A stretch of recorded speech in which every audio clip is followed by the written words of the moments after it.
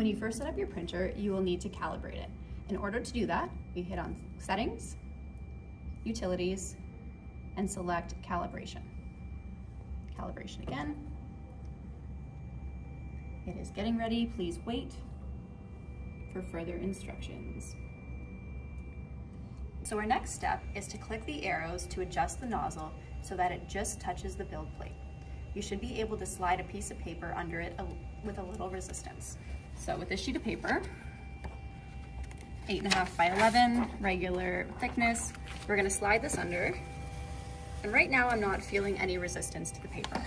So I'm going to use the arrow and bring it down a little bit to see if I can now feel resistance under it.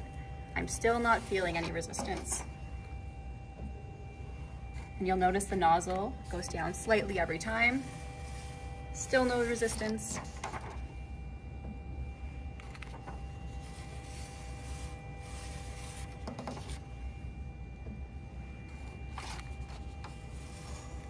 So right there, you'll notice I can feel the nozzle tip just resisting the piece of paper.